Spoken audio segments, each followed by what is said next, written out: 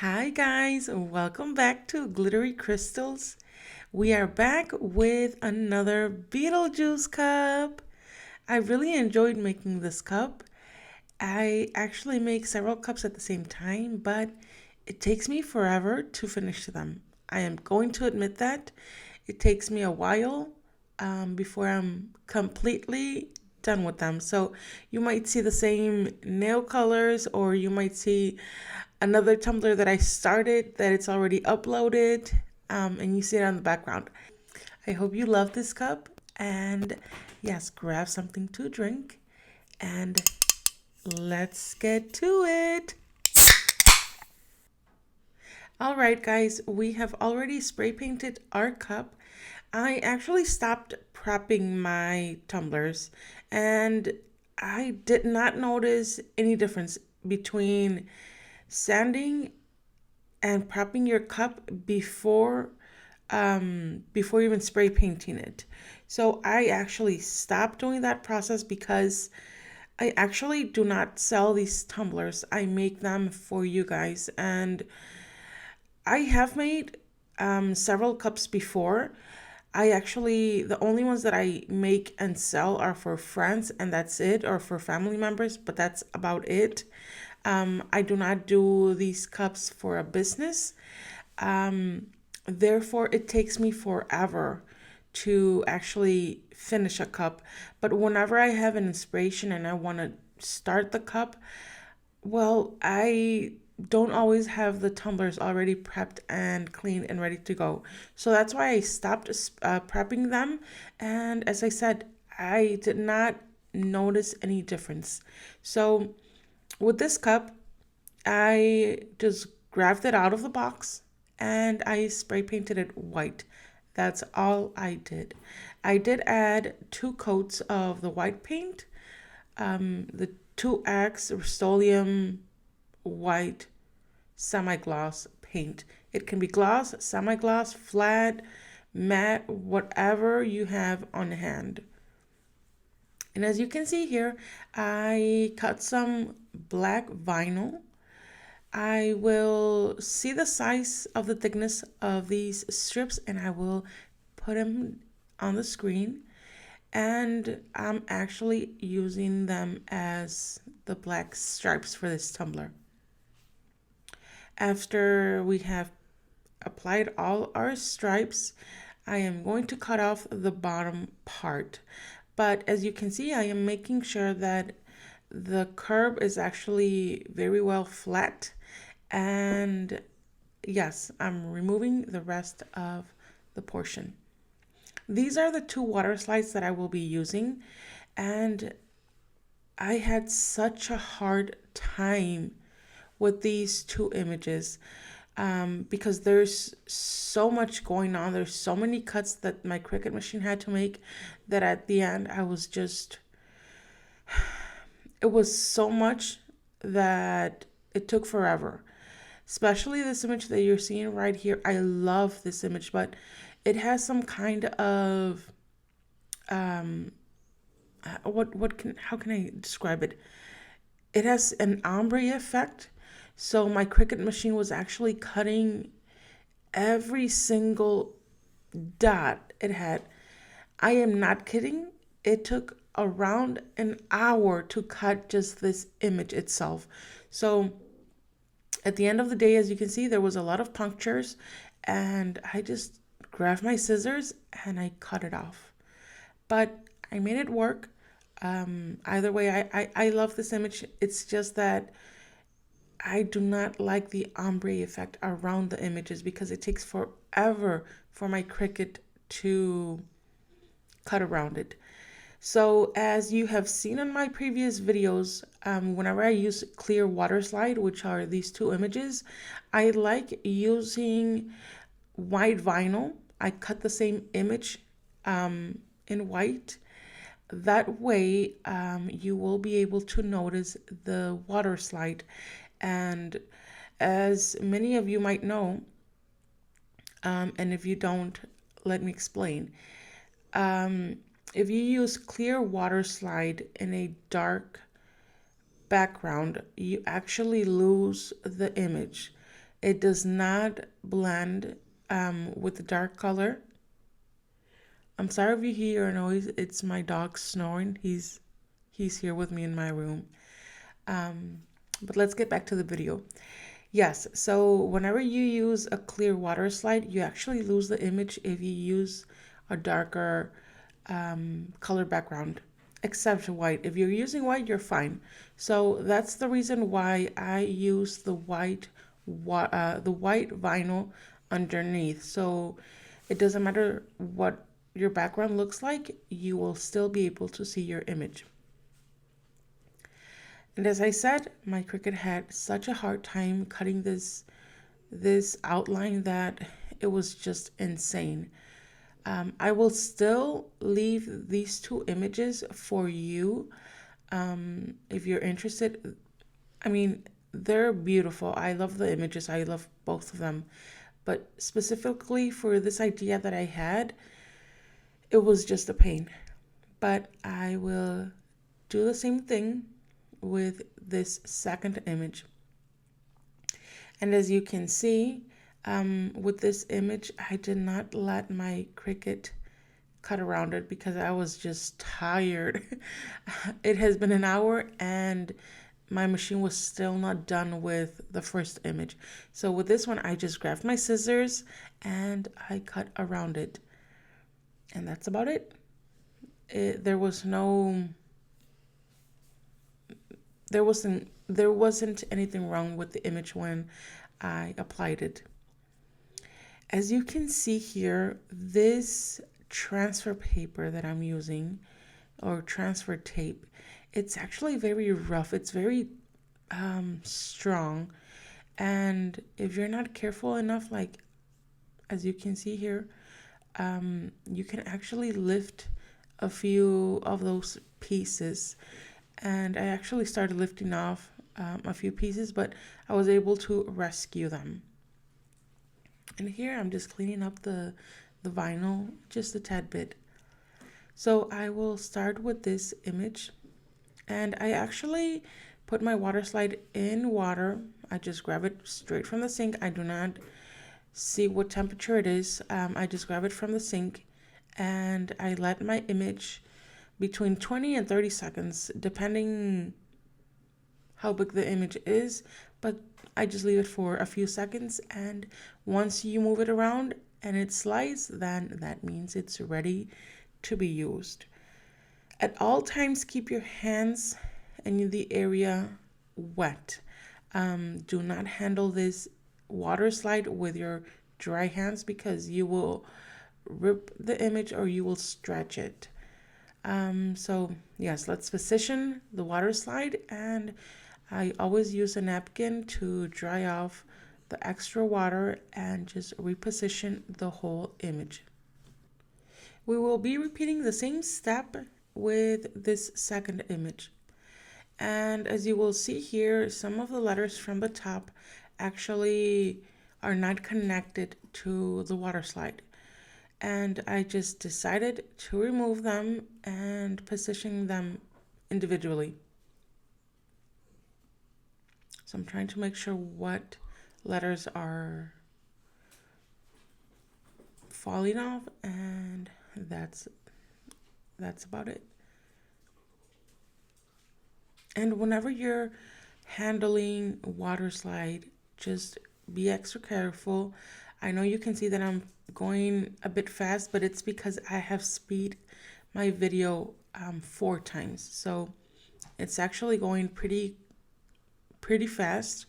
But if I were to show you how slow I actually handle my water slide, you would see the difference. I wanted to show you this part. Actually, my TR, they folded over when I was drying the image. But just grab whatever tool you have in hand and wet it before you handle any of the water slide. And don't be afraid. If you mess up, just print another image and keep going. Do not give up.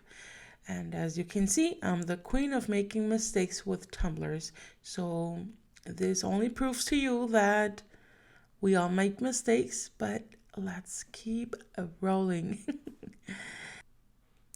After I have let my images fully dry, I actually went with my Rust-Oleum crystal clear enamel and I sealed both images. And as you can see here in some areas, it's the spray paint, for some reason, it started curling. I really don't know the reason behind it, but once we epoxied the cup, you weren't able to tell that it was actually there. So yes, I epoxied my cup for the first time and we let it fully cure.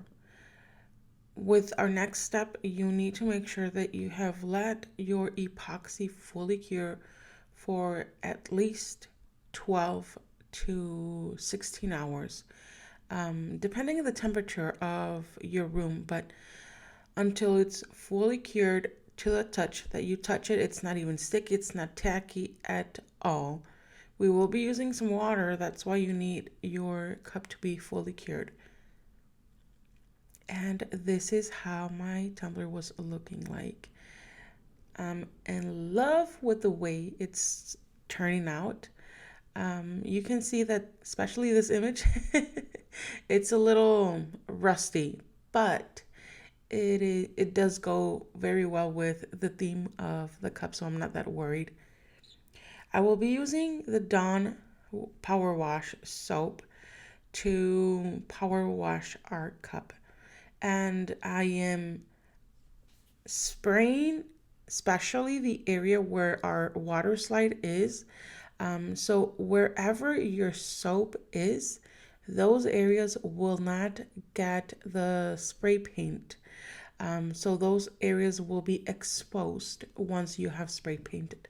And right after, go over the whole cup with your white spray paint.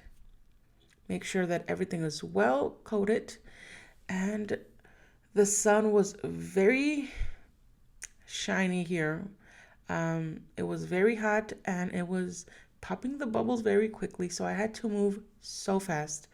After you have done that, you will use your hose and just wash away your soap. And after this, just let your cup air dry. I actually let it sit for a full day. And as you can see, since the sun was popping the bubbles fairly quickly, I actually noticed that there was spray paint in front of the image. So I decided to use some acetone and clean up the image. And you can see, you can actually tell that by doing this step, I am clearing up the image. I am not going over the design where the white spray paint is. I am just cleaning up my images. And this all goes also goes with, if you did not like how it looked, how it actually turned out, you can grab some acetone and remove that spray paint. And after you have removed it, depending if you were successful or not, I would sand the tumbler once again. So after my spray paint has fully dried, and by fully I mean a few days. I did let my cup sit for a few days. You do not have to though. I went over with this Arteza acrylic paint and I am painting the bottom of the cup. I actually added 2 coats of this paint. After the first one dried, I applied a second layer, and this is because I will be applying our glitter, Witch Boots. I actually mixed this glitter. I was not sure. I wasn't sure about this glitter. I mixed it. I mixed a small batch and I was not in love with it. For me, it was a fail mix. But when I was getting ready to apply a glitter. When I was choosing the glitter for the bottom of this cup, I saw this mix and oh my, was I wrong. This glitter suits this cup to the T. I love how it looks. In person, it looks way, way, way much better. But yes, if you can, get your hands on this mix. So as you can see here, I am applying a very thin layer of epoxy. It's extremely thin. I am making sure that everything is well covered with epoxy, but my epoxy is not dripping. If I let my cup sit, the epoxy will not move its place. So as you can see here, I am starting from the bottom of the cup. I am making sure that the bottom is fully coated with this glitter. And since this is a fine chunky mix, I was able to use the jar openings with this glitter. If you're using a much bigger chunky mix, then you would have to remove the lid from your jar. But yes, I applied my glitter to the entire bottom of my cup. Once the bottom has been fully covered in glitter, I will open the second section of the lid, which are these small holes. And this will help by not releasing a big amount of glitter. And at this point, I have my cup tilted at a 45-degree angle, and I'm actually aiming this section of the cup. I'm aiming the bottom part of the cup, and as my glitter hits this section of the cup, it bounces to the rest of it bounces the glitter, and it gives it this kind of faded look. I'm hoping that you're understanding. I'm having some trouble explaining and getting my words out, my thoughts out. And as I'm working with my glitter, I am actually moving into the cup and spreading the glitter. And this is how it's looking. So after we are satisfied with our glitter, I actually put my cup in my cup turner. And as you can see here, there is no drips from the epoxy. I am using some parchment paper, and I'm dabbing the parchment paper on the cup, making sure that I have patted down this glitter and there's no spikes, or at least I have covered the majority of spikes with this parchment paper. We will let our cup spin for 6 to 8 hours.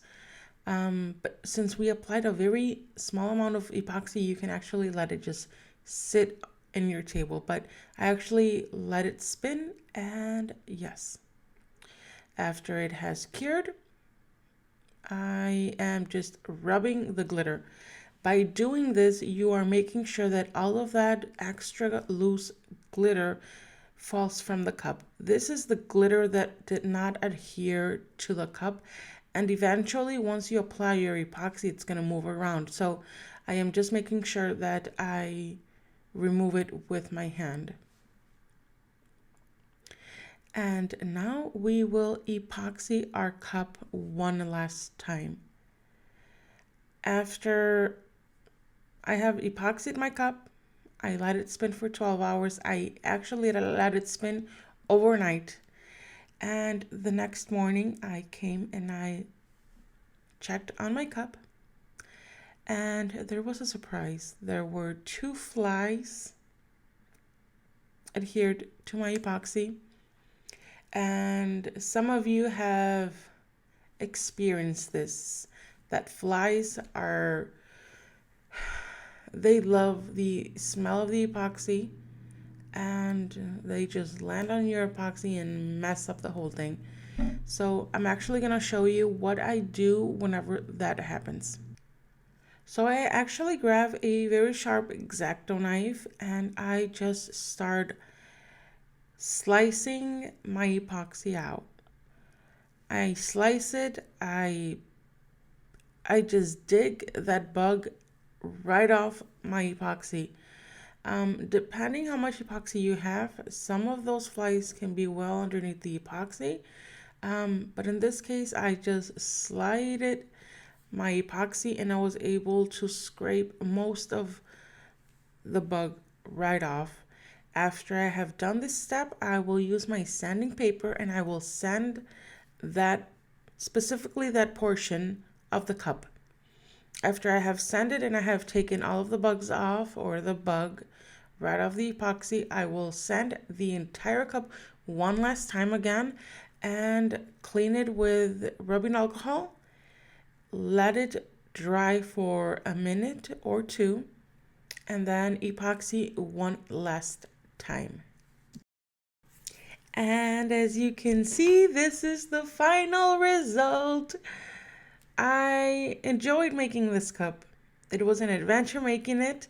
I am very satisfied with the way it turned out. For me, the glitter matches the cup. The glitter gives it this kind of masculine look to the cup. So it's not all girly. I love it. I just love it. It's different. It's a peekaboo, glittered, water slide, tumbler. I enjoyed making it. I hope you did too. And if you liked it, please give me those thumbs up. See your comments. It fills my life with joy, and I am just so blessed to have all of you. My channel has been growing so quickly. I feel like I'm in a dream. I'm in a dream. All right, guys, hope you enjoyed watching this video, and we will see you on our next video. Bye, guys.